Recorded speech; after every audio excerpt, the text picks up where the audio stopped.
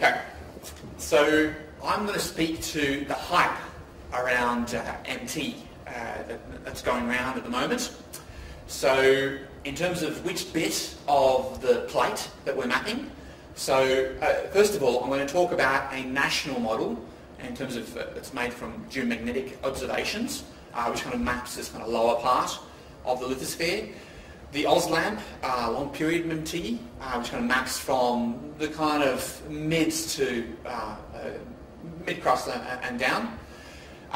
Regional MT, broadband, from the surface down to kind of normally the base of the crust. And I've already spoken to you about the cover thickness, so this is audio broadband MT about the very surface. And in a sense, you can kind of add to this the airborne EM. So all of this together will result in a multi-dimensional conductivity structure of the Australian lithosphere. And hopefully we won't have all these various distinctions, that will kind of all seamlessly kind of dovetail together. Utopia. Right, so I talked about a little bit about deploying kind of instruments, showed you what they look like. Didn't really talk about what MT is. So lightning and the solar wind, they interact with the Earth's magnetic field, and they result in a time-varying electrical and magnetic field around the Earth, which is a function of the conductivity structure of the Earth. Right? So we're exploiting these time variations to build up models of what we see down at depth. So really the hype around MT has been generated through this particular picture from Graham Heinsohn. So if you haven't seen this, this is amazing. So there's a nice conductor down in here within the upper mantle. This is kind of, maybe the forearm, there's the fist, and there are these fingers of God, which one of them points up to Olympic Dam, and another two unknown prospects in the region. So that's amazing. So, if Helena of Troy kind of launched 1,000 ships, this picture has launched thousands of stations across the country collecting MT, hoping for a similar result. Yet the question remains, what are these conductors? Can we get any insight into what's actually resulting in these sorts of patterns that we are seeing? So first of all, I'm going to answer that question, the majority of the community in the MT space focuses on what exact phase is resulting in the conductivity structure that you see. I'm going to take a slightly more phenological approach by looking at what's geologically sensible to result in those types of structures, but importantly I will try to link it with rocks, right? Because at the end of the day, that's where we kind of, we see deposits and so on. So first thing, the geomagnetic stations. So here we're just looking at the magnetic variations at less than 50 stations across the Australian continent, and you come up with this beautiful image on the right. I mean, this is marvellous. There's the Carpentaria conductivity anomaly, which we've known for a long time. Now I'm going to zoom up in here, in this bit. A very sparse data set. For those of you who are familiar with Australian geology, you'll know that this is the Kimberley, and this is the region of kind of origins that rim the Kimberley craton, and notice it's conductive there. If we go and plot on top of this, so our stations are in the white dots through here, and the diamonds are diamond occurrences in those areas. Now we've long known from studies of mantle xenoliths that are associated with these diamond fields, is that the mantle beneath them is extremely metasomatized. So it's been enriched in all sorts of goodies that have been added. And notice we've got a beautiful agreement, importantly even with depth, over the Ellendale field. The reason why that's important is that it's only 20 million years ago, right? So geologically it's happened yesterday. If you drive along there, kind of these little mounds, you can kind of find them, and Neil can tell you about exploration for those. So you see all these kind of over here. We don't see the continuity, but beneath Argyll is much, much older. So it may be that the lithospheric mantle has changed since then, right? So these sorts of questions that we might need to pose. But I dare say before we pose them in any strict sense, we probably want to collect some more high resolution data. So this is where OSLAMP comes in. So it's a program which aims to collect magnetotelluric data at a spacing of 50 kilometres across the entire continent. and the man leading it at GA is Jiming Duan, and a lot of models that I'm showing you are a result of his work. So it's a truly collaborative project between the University of Adelaide, Tasmania, UWA, various geological surveys, ANSA and AUSCO provide the pool of instruments. There are 2,800 sites or so planned across the Australian continent. We've collected, probably no more than actually 30%, probably creeping up to about 40% or so. You can see the distribution across the kind of Tennant Creek to Mount Isa region. So these are instruments which are, I think, are being collected back right now, I think, some of them. And the deployment lasts typically 3 to 4 weeks. Importantly, the cousin of this, which is in a sense a lot more complicated to collect, because while you can collect magnetotellurics at one point and come back and recollect it if the data was bad, if the cow chewed it or something like that, with passive seismic you need to have the whole array out there for the entire period of time, because you're exploiting travel time differences from one station to the next. Alright, so this is the current distribution. I actually showed a more up-to-date map than this. This is where our array is up here, 120 stations.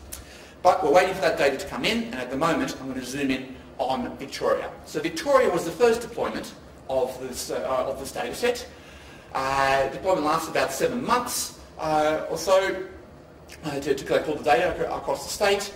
The inversion models that I'll be showing you use 21 different periods.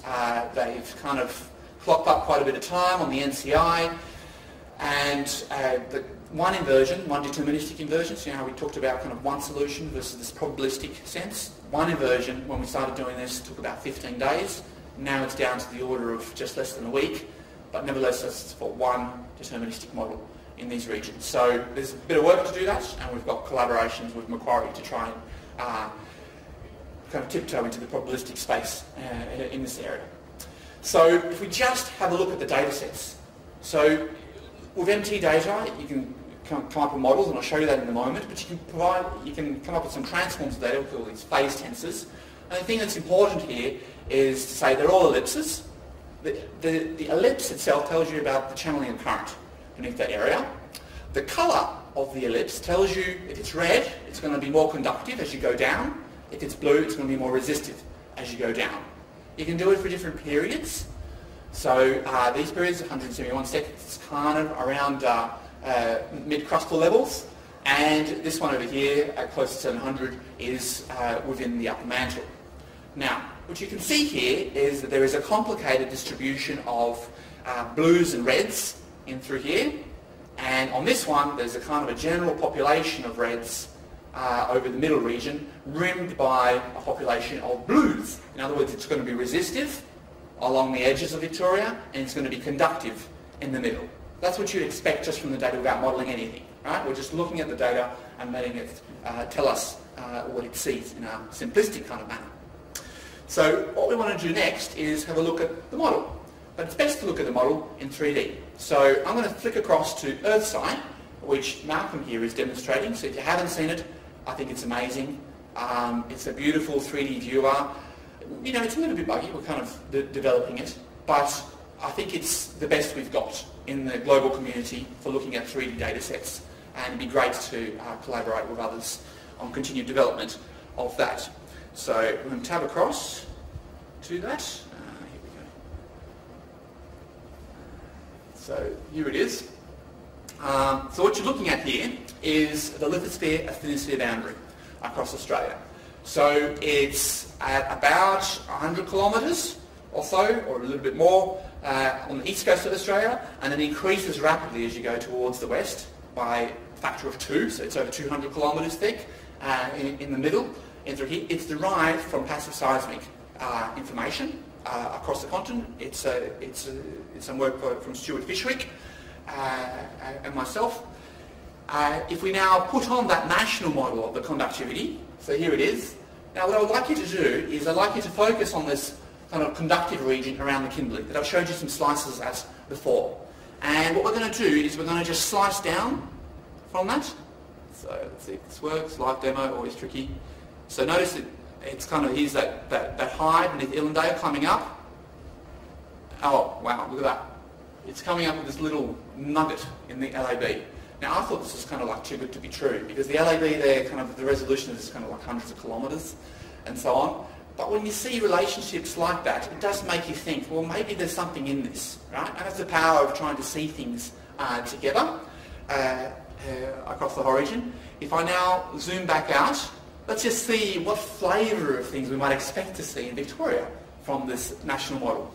So we're going to be zooming in through here. So notice we've got conductivity down in the mantle regions in Victoria, and as we zoom down, sorry, I apologise, that's the very top of the model, which is not really sensible. Okay, there you go, right? So here it is. We're now slicing through. You can see the lithosphere sensitive boundary coming through, and over here the lithospheric mantle is conductive, right? That's a good clue what we're going to find in the MT model from the region. So here it is. We're zooming in. Notice we've got all the speckle up at the top. The speckle up the top is not. We can't really resolve things. We don't have. The station spacing isn't close enough for those things to coalesce. So the model makes sense when you start to see anomalies starting to coalesce as I slice down through the model. So here we are. We're at the top of the model, and I'm going to slice down. So it's a little bit patchy. Now they're all coalescing. Interesting patterns coming up. Everybody immediately is drawn to these sorts of complicated patterns, and I want to kind of focus on this. But for the majority of the talk, I'm going to talk about this more boring blob that sits kind of in the lithospheric mantle beneath Victoria. Alright, so there it is. Let's see what happens when we slice horizontally.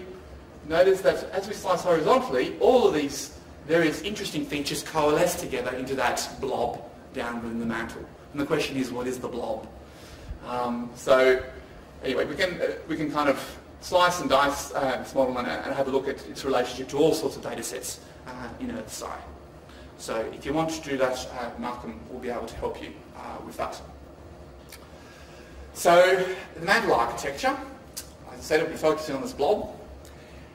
If I gave this picture to a standard MT practitioner, and I gave them this cartoon here, and I said, are you in the lithospheric mantle, or are you in the asthenosphere, which is convecting at this depth of 82, so beneath the crust, kind of towards the base of the lithosphere? Is the blue bit the asthenosphere, or the red bit the asthenosphere? Almost invariably the answer will be the red bit at these depths should be the asthenosphere, right? It should be the more conductive bit, right? But if you get this answer, that'd be exactly wrong. Now we know this because if you have a look at the passive seismic work across the region, we've got slower velocities along that edge of Victoria in through here, and we can construct from these velocities lithosphere, asthenosphere boundary maps, such as this one. And over here in this black line, I'm showing you the intersection of the lithosphere-asthenosphere boundary with the slice at 82 kilometres. So it's asthenosphere over here in the blue, and it's conductive. The conductor sits in the lithospheric mantle. In other words, it's part of the Australian plate. The Australian plate is moving northwards about 7 centimetres a year, and it's taking the red block with us. So we're not losing it. It's good. So here it's kind of, we'll have, things agreeing there or not. We can talk about that later. Interestingly, if you plot up the resistivity versus the velocity, the grey band shows you all of the relationships within the lithospheric mantle across Victoria. And you can see it's just a circle. There doesn't seem to be any relationships at all.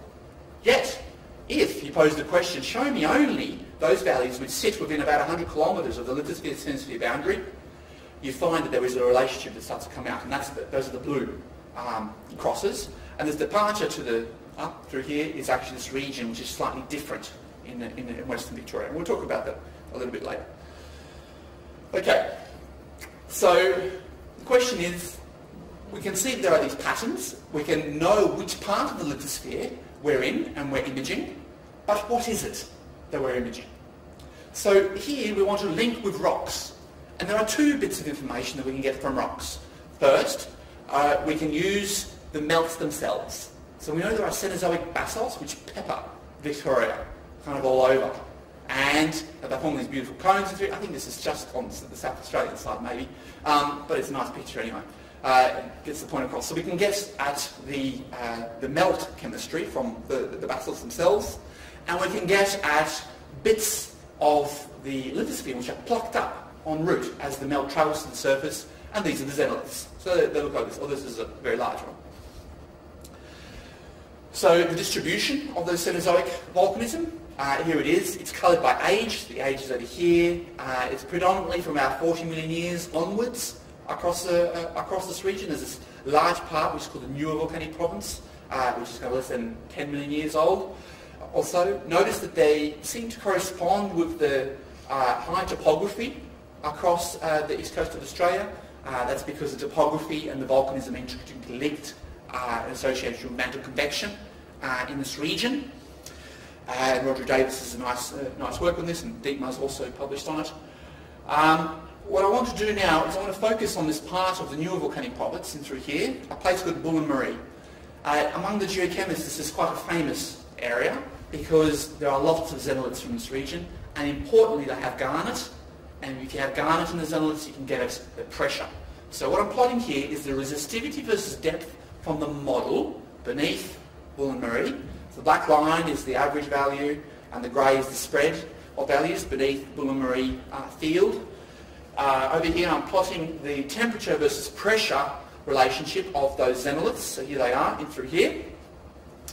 And sorry, in the dotted line there's the MOHO, and lithosphere boundary, which actually probably should be a little bit, oh yeah, well, one thing, kind of skipped ahead of myself. So down here in the red and the orange and blue, I plotted these dashed lines for models of the conductivity given distributions of water in olivine from one of the groups, which is modelling, along the mantle adiabat. So this is kind of the temperature within the mantle.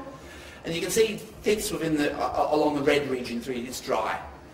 Now, the geochemists in the room are going, phew, all right, well we know it's dry. These are tholeiites, right? We know that they're melting dry mantle. So this is encouraging, but the geophysicists in the room are going, oh, come on, this is your half space that you started with. You don't have my sensitivity down there, right?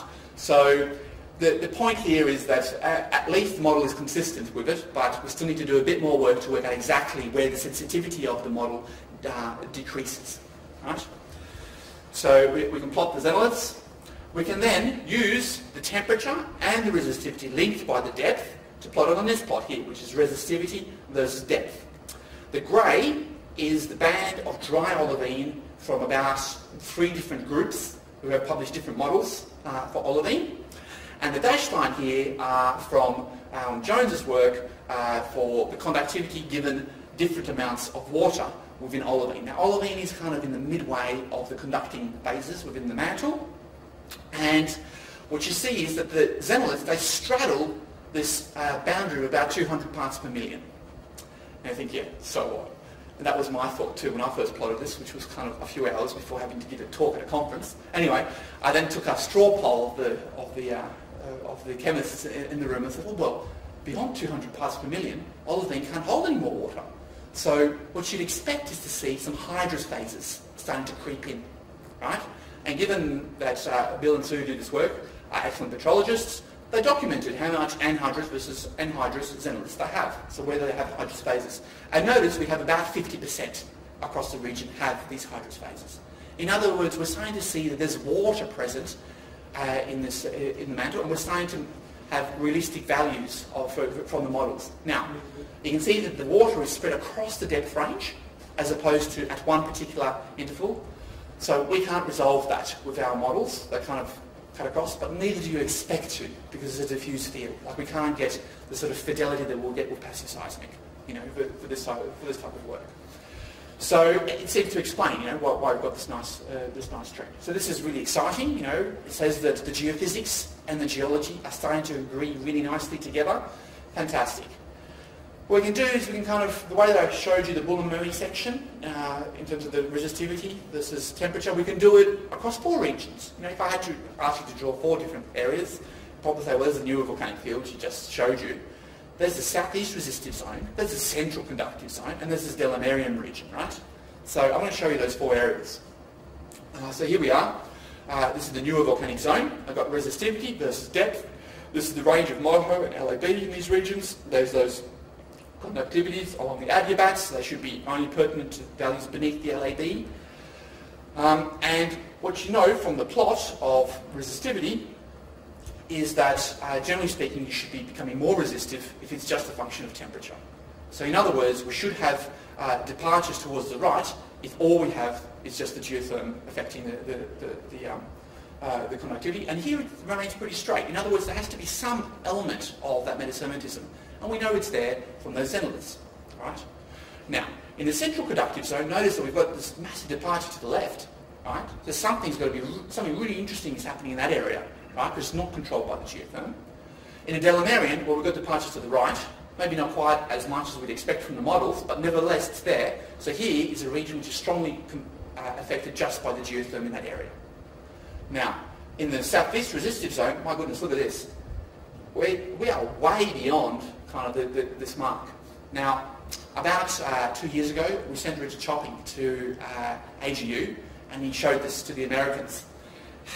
And they got a little bit caught up that our model does not fit within the norms of laboratory experiments, and therefore there must be something chronically wrong with the model, and this is dire, right?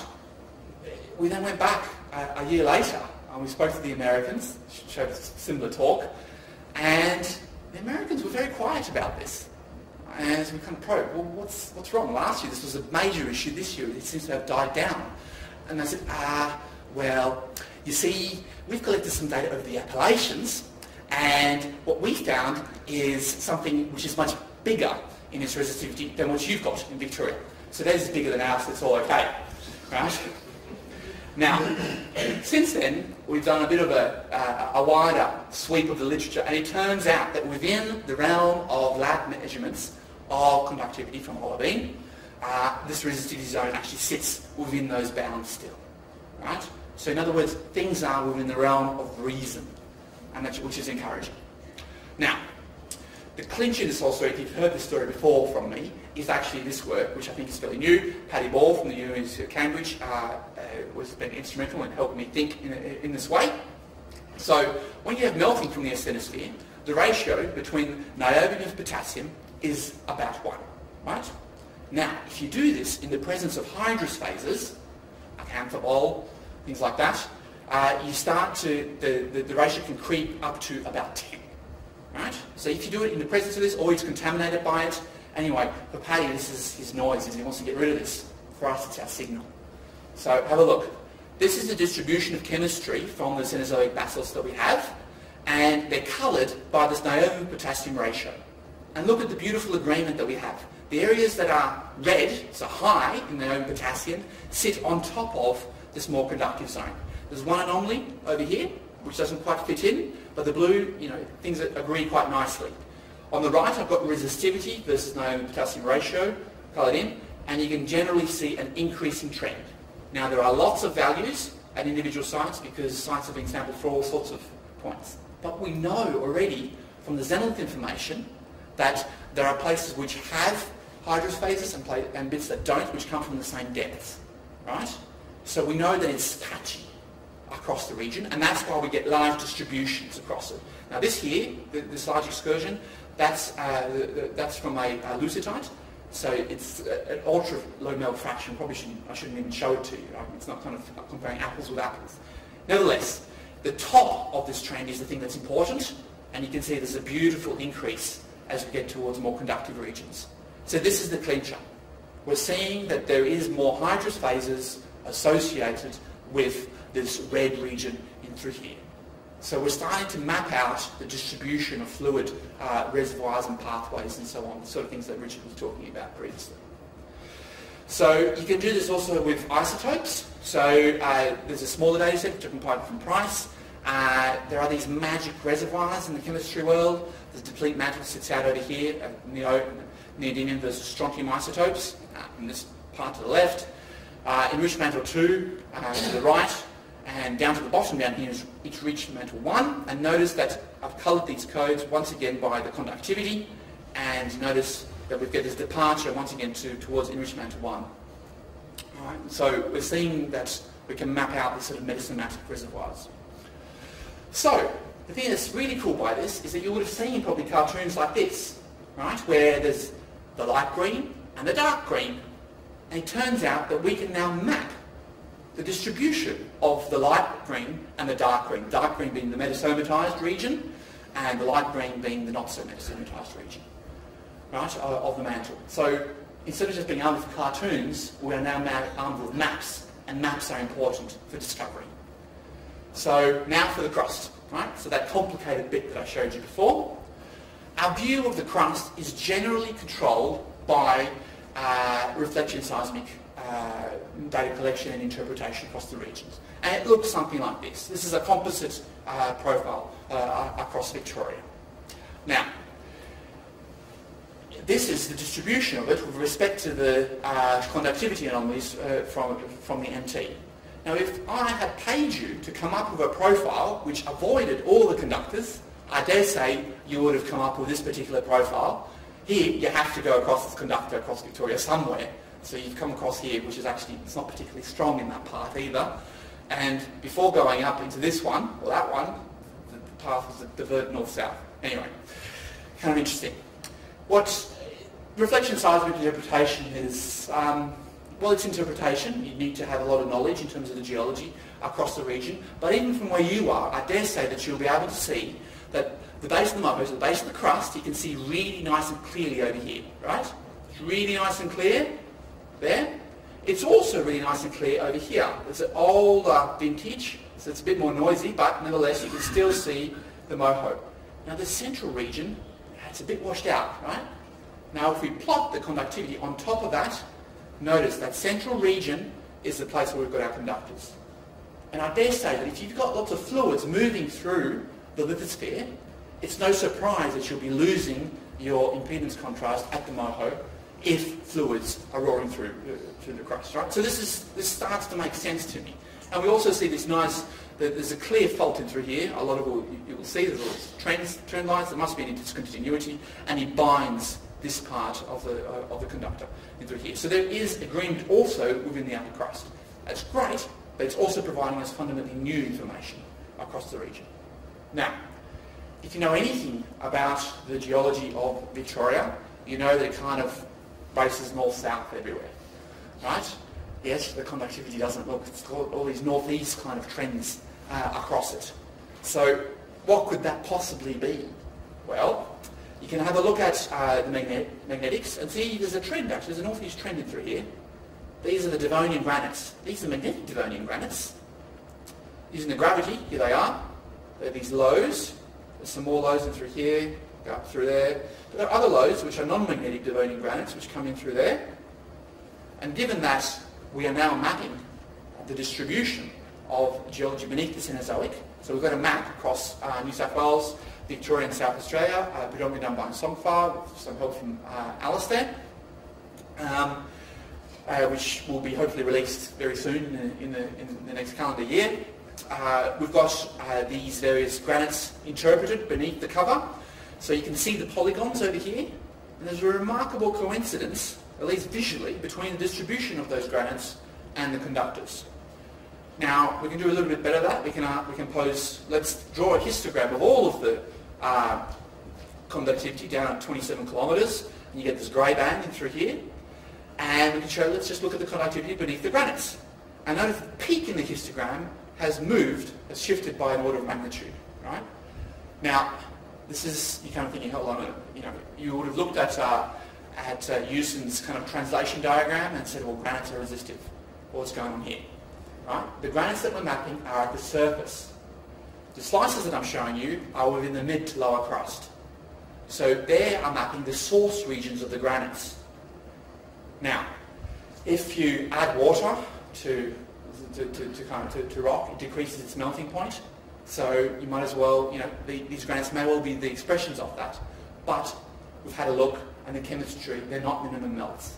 Right? So the only way to make this pattern work, if indeed the conductivity is related to it, and so on, is for the rest type model, so Bruce's model, which works, to be correct. Right? That's the only way you can make these things work. Anyway, the thing that everybody's interested in is, well, what about the mineralisation? How is it related to mineralisation? So over here on the left, I'm plotting a slice at 82 kilometres, one we're kind of familiar with. Here's that red blob of what we think now is metasomatized mantle. with the distribution of the deposits, and notice that they sit either on top of the red or on the edges of the red. If I plotted the same slice through the anomaly beneath Olympic Dam, you will not see red directly beneath the anomaly. It was resisted in that part. Remember, it was like a forearm, fist and fingers. Directly underneath, it's kind of resistive. Right? So similarly over here.